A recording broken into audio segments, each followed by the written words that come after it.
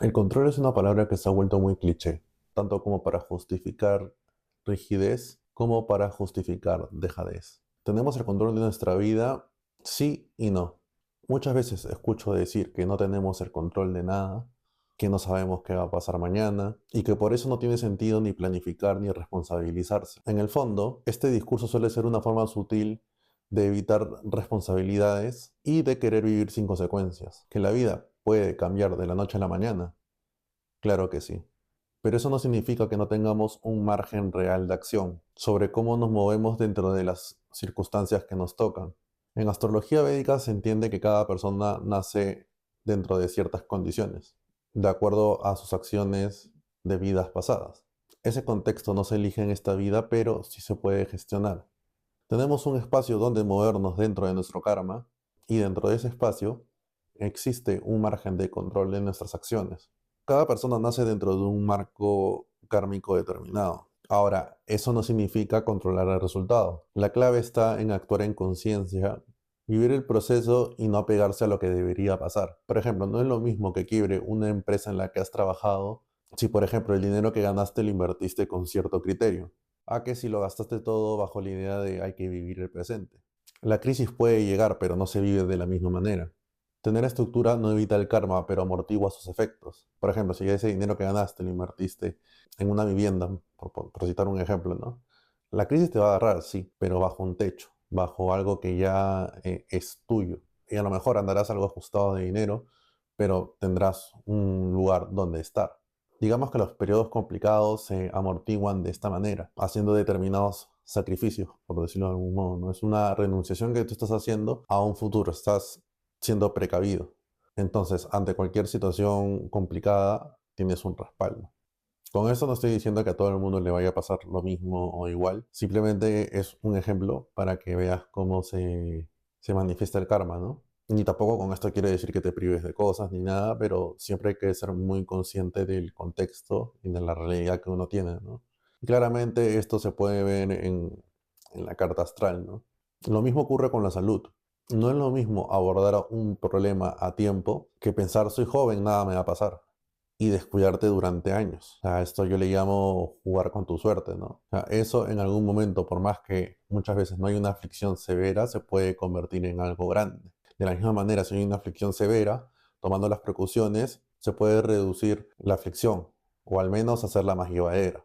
El karma no se evita, pero la magnitud con la que se manifiesta muchas veces depende de nuestras acciones previas. O sea, aquí quiero poner también otro ejemplo, ¿no? O sea, si sabes que viene un tránsito complicado donde las finanzas van a estar ajustadas, lo suyo es ahorrar.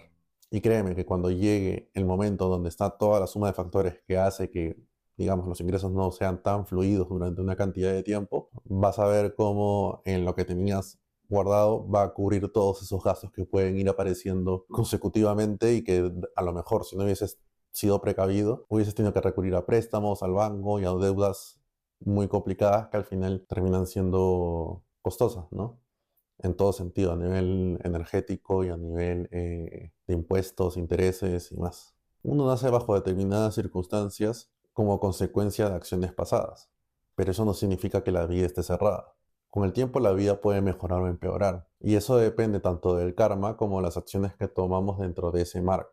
El problema aparece cuando una persona no es consciente de su realidad y pretende vivir por encima de ella. Esto no es ambición, es falta de criterio.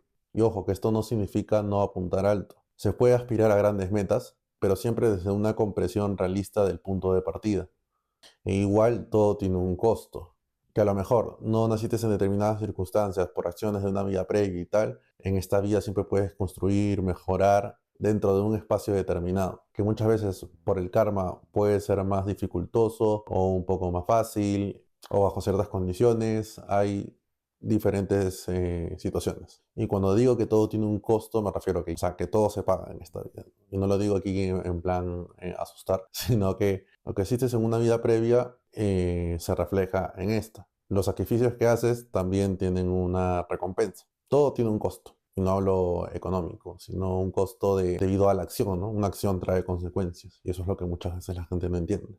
Recuerda que este es un canal de astrología védica donde se usa el zodiaco sideral, el zodiaco astronómico real y preciso, que te muestra las ubicaciones exactas de los planetas. Recuerda que para hacer astrología debemos de tener una fotografía exacta de lo que pasa en el cielo. Y antes de pasar al siguiente ejemplo, que voy a citar a dos futbolistas, también quiero mencionar, ¿no? Lo de que hay futbolistas que nacen en una familia, digamos, de clase alta y son exitosos. Hay otros que no, que llegan al éxito, pero han nacido en una familia con menos recursos. Y bueno, ahora sí, entrando al ejemplo de los futbolistas, aquí voy a mencionar a Messi y a Cristiano Ronaldo. Ambos tenían destino de futbolistas, pero sus condiciones eran distintas. Cristiano tuvo que potenciar su disciplina, su cuerpo y su constancia máxima para llegar hasta donde llegó y mantenerse vigente, claro está.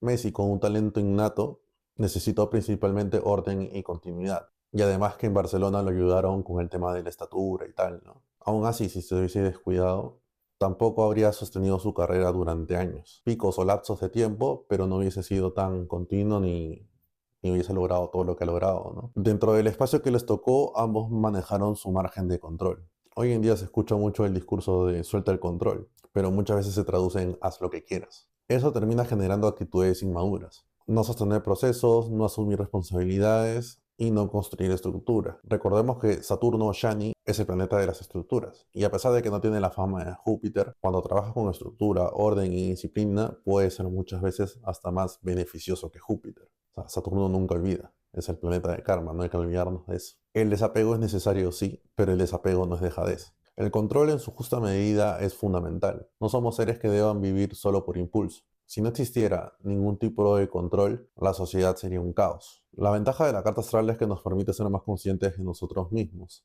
y de los ciclos que atravesamos. Nos ayuda a entender que hay momentos que no son eternos y que nos podemos adaptar a las condiciones en las que nos toca vivir. Si hay una aflicción en salud, tomar medidas. Si hay dificultades en la pareja, aprender a evitar ciertos perfiles que no te hacen bien. Si hay periodos favorables en lo profesional, aprovecharlos. Y así con las diferentes áreas de la vida. La astrología védica no elimina el karma. La carta natal es un reflejo de nuestro karma, pero ayuda a transitarlo con más inteligencia y menos desgaste. El karma no es evitar consecuencias o vivir condenado. Es aprender a vivir con criterio dentro del espacio que nos toca. Y cuando entendemos eso, dejamos de luchar contra la vida y empezamos a tomar decisiones más conscientes. Es curioso cómo la gente se asusta o siente cierto vértigo cuando escucha o lee la palabra control, ¿no? Es como que lo ven como algo malo y tal. Pero no, el control es necesario. Muchas veces este discurso de suelta el control viene de las mismas personas que dicen, hay que fluir y tal, que fluir no está mal, ¿no? Hasta cierto punto. Pero también tiene que haber una dirección, tienes que tomar las riendas de lo que está sucediendo, de tu vida. No puedes abandonarte y dejarte así sin control. Y hay que tener cuidado con estos discursos porque fomentan la inmadurez, en que la gente no sea consciente de sus actos y que muchas veces se piense que factores externos tienen la responsabilidad al 100% de lo que sucede. El control es importante, claro que sí, siempre y cuando no sea de un modo obsesivo o que dañe a otras personas o que te vaya a perjudicar a ti, ¿no? O que no caiga en actitudes manipuladoras ni nada de esto, ¿no? Esa forma de controlar sí no es nada sana. Es muy curioso porque ahora que está en auge todo esto del desarrollo personal, la espiritualidad, filosofía y tal, ahí se habla mucho de autocontrol. Y la misma gente que habla de que no hay que tener el control de nada y tal, es la misma que muchas veces suelta estos discursos. Claramente no han leído las bases de estos temas, ¿no? Entonces, el autocontrol también es una forma de control. Porque como ya he mencionado, no somos animales que actuamos por impulsividad. Y no todo lo que queremos es lo que nos va a hacer bien. Por eso hay que controlar cómo nos desarrollamos, cómo tomar las riendas de nuestra vida y poder evolucionar. Bueno, espero que les haya gustado este video. Si tienen alguna sugerencia de tema, déjenlo en los comentarios. Ya saben todo lo que tienen que hacer para apoyar el canal. Creo que no hace falta decirlo. Hasta el próximo video.